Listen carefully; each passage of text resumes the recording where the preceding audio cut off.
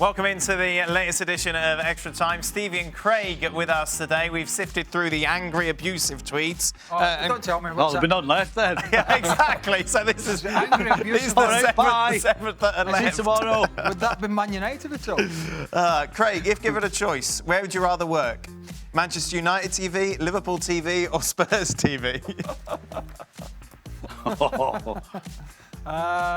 Good question, huh?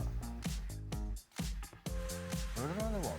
Man United TV, Liverpool TV. Yeah, I'm intrigued you're taking it seriously. Well, as I'm a very popular with Man United fans, I would say Man United TV. Stevie, would you be okay working for Liverpool TV? Because obviously you support them, but you find it difficult not to be critical, wouldn't you? Yes.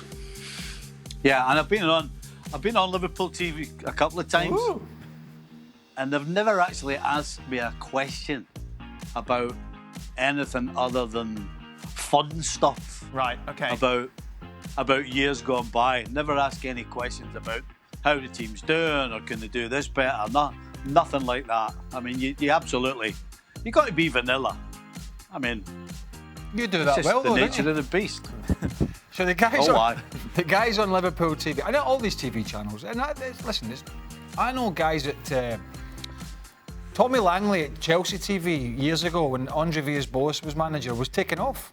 Right. Taken off because Tommy had Tommy Roy had. Keane, obviously Manchester United TV as well, famous. Well, didn't work for them. He gave an interview to them. And they did the show. But Tommy was working at Chelsea TV, and his opinion was a strong one, I believe. And Villas-Boas had him taken off. Now, when Villas-Boas left, the plum, he was reinstated, Tommy. But for example, Liverpool TV, I think they might be wrong. Gary Gillespie and a few people like that. They're all good guys. Aldridge. John Aldridge. Yeah. They're all good guys. Don Hutchinson. They're all. But they have to play it. Yeah. They don't. That's where our colleague Stuart Robson let himself down at Arsenal TV, wasn't it? Well, That's where can you imagine? He got kicked off of there for his criticism of Arsenal. Can you imagine? Yeah. Dan, we had their own production team at the Revs, and we had the guy who used to do the games at the Revs, and I was the head coach. And this guy believed that he should be given his opinion regardless of whether it was good or bad on the Revs. Right. But it was an absolute nightmare. You know, your own TV company, and lads are coming in the day after the game going, hold on a second, why is our guys giving us pelters and giving us stick? Because that's what they were doing. So you couldn't take the criticism? So when somebody... that makes my job twice as hard. I've got players coming in saying, hold on a second, these guys on our TV are saying I'm this and I'm that and I'm doing this wrong and doing that wrong.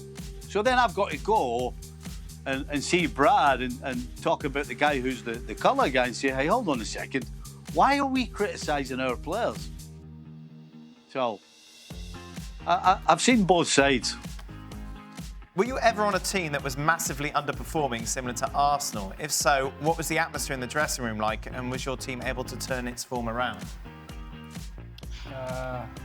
Massively underperforming. I would say no. Chelsea at the time wasn't massively underperforming. Yeah. We were. Derby, I suppose, expectations were No, Derby Derby overperformed. Trust me. The fact that we stayed in the Premier League with what we had for a couple of years under Jim was an amazing. Pat on the back. Pat on the back for Craig there, Stevie. For I keeping said them the up. team. Oh, team. Sorry. Well, it was a couple of us. And in Celtic, we had a good side. Right. So no, when LeBeuf. What about that second season at Celtic when it all went crazy with John Barnes was in charge? No, that was and things the like that? Was that third season? Yeah. No, that must have been. It was a total weird. mess by then. It wasn't Yeah. all John's fault. It was like politics, but it was a total mess by then. But no. I wouldn't say we. I mean, Don's team. Did you mention that West Ham? They underperformed, didn't they? Right. Team Yes. that were Yeah, relegated. we talked about them yesterday. Yesterday, yeah, that team that were relegated with Hutchinson and Di Canio and was Xhaka in that? No. Well, he was probably sleeping. Xhaka's, he was probably sleeping. He always tells us he's never been relegated. Has he? No, He's been relegated from this show. Stevie? To his house. Well, I'd have to say yes. In what, 90, 92, 93? When Souness came and then left, and a lot of things changed, certainly in the personnel, and we massively underperformed. And I mean, I'm going to assume that every dressing room that's struggling is the same. The two things that stand out are, one, nobody taking any responsibility, and two, the ones that don't take responsibility are trying to point the finger at others. Right. That's the two things I'll guarantee in any team that's underperforming that happens. Were you pointing the finger at anyone, Stevie? Oh, I was too busy trying to work out what I was doing wrong at the time, to be honest. Oh. I wasn't at my best. Oh, Stephen. Willian revealed, while signing for Arsenal, that Arteta has promised him a Champions League win in 3 years. What is the most ambitious or borderline ridiculous promise a manager made you while signing for a new club or a new contract in an existing club? Willian revealed, while signing for Arsenal, Arteta promised him a UEFA Champions League in 3 years. Apparently. And Willian promised Arteta he was going to play poorly every time he pulled an Arsenal shirt on. Yep. Well, I must admit, I would get... Stevie, I mean, they said that to you or me, we'd have burst out laughing. Yes, I imagine so. Yeah, right. Yeah. They've never won the Champions League in their history. Did you have any managers that would make ridiculous promises to you? No. No. Don't think so. Yeah, you're Scottish manager at the World Cup. And who was Ronaldo, or who was a poor man's... Oh, like Brownie. But he knew. Yeah, we knew they were talking nonsense. Didier I bet Craig Deschamps laughed in his face. Didier Deschamps was a poor man's Stuart McCall. Brilliant. And Stuart was a good player, by the way. A really good player.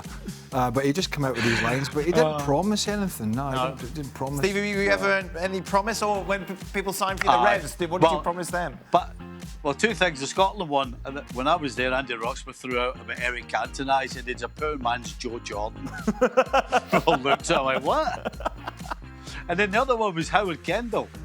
Howard Kendall persuaded me to go to Notts County as a player assistant. And he said to me on the phone, he says, we're getting relegated, you know that already, but you know what?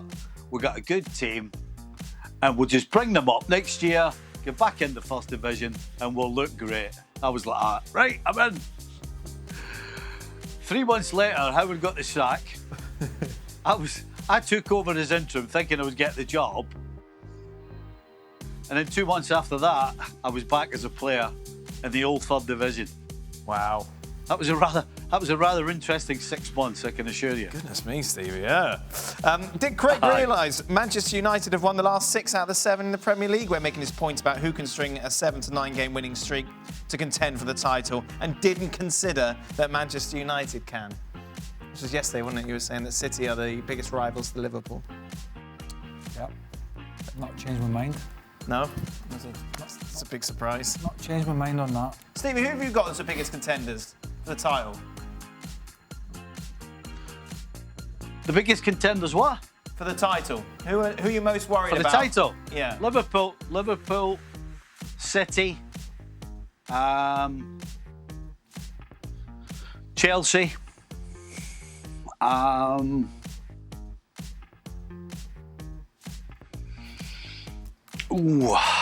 think Man United could have shown that they could possibly be there. I don't think Leicester will last. Yeah, I think what he was trying. I think just briefly, I think he was trying to say is who's potentially the biggest threat to Liverpool out of all that lot. Well, I said City, Chelsea, United. That's probably the three. Stevie, did Arsenal mess up by not hiring Big Sam while he was available?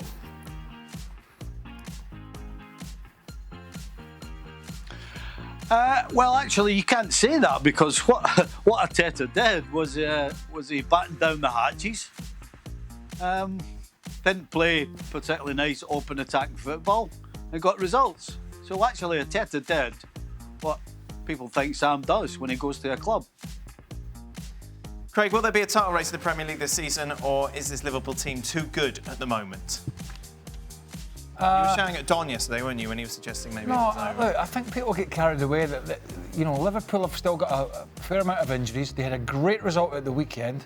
Fantastic, ruthless in their finishing, but it was only like a week or so ago they actually got outplayed for long periods at Fulham. So they're not. None of these teams are like what City and Liverpool have been the previous 2 years, where they've just cantered away from everybody with 98 and 99 points, the two of them or whatever it is. I don't think any of them are in that kind of form.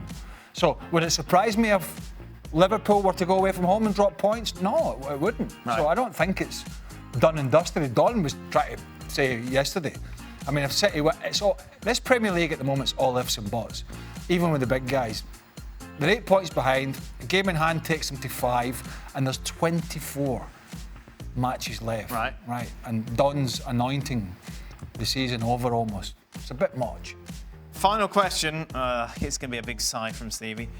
What was your favourite present you got from Santa ever, Stevie? Is Christmas just as good as a father than as a child? God, we're going deep. Did you let the kids open the presents in the morning before you went to training, or make them wait until after you got back? Right. Want to unpack there, Stevie? Well, the best present I ever got was a football. Yep. Absolutely. It was the only thing I ever wanted anyway, so I always got what I wanted. No, the kids, we got up early. Are you having a clue? Are you having a laugh? If you got kids, you know you're up early. So, absolutely. They would open presents before we went to training in the morning. Right. What's the question? Well, there's lots of it. I would say... What's the favourite present? Oh, I don't have a... You know, the best time is your kids' age. Yeah. I've got 3, but they're all between 17 and 25, and Christmas is kind of gone for them. But when they're all young, yes, that's the best time for me. Nice. And then my wife's... What role did you play in the present the dad. buying, the wrapping, anything? I oversaw the laying out of the present. Did you say I'm the dad? Yes. You said, what role did I play?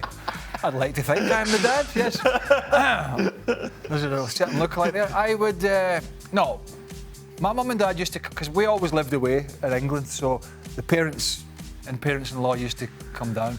But Cheryl's dad, because her mum passed away a long time ago, her dad used to come down and film every Christmas for the kids. He loved doing that, Alec. He'd come down, put his little tripod up, and he'd film the kids coming in. And that's the kind of thing that we still have. Cool. But it's funny to look back. These kids are so spoiled, it's unbelievable. I've never seen so many presents. Yeah, I bet you're going to be the same. That continues, most definitely, yeah. Now they'll be back on their iPads. My 22-year-old's still like that, you know. He's 6'4", as you know. Yes, yeah. Built like a brick. But he's excited, Slim. And he'll come, if he's only got 2 or 3 presents, he's going to go in the huff. I'm telling you. He's like a big kid still. What was your favourite present, though, when you were younger? Oh, I used to love a bike. Oh, really? Oh, yeah. Yeah? Yeah. Oh, nice. Can't beat a good bike, can you? You've been on a bike for ages, though. Your wife goes on a bike mainly to escape you. Yeah, I'm talking about when I was 7 or 8 years old. I know, but I'm saying now. And they used to hide it at family and friends' houses, so you didn't know. Right. You'd ask for it. Look, there's still a glint of excitement in your eyes, Craig. Don't you put a Christmas list down and you say, I don't know if I'm getting it. Yeah. I want a bike and I want this, but I don't know if I'm getting it. Oh. I'll tell you what, the only chance we had to get a bike was if we'd robbed it.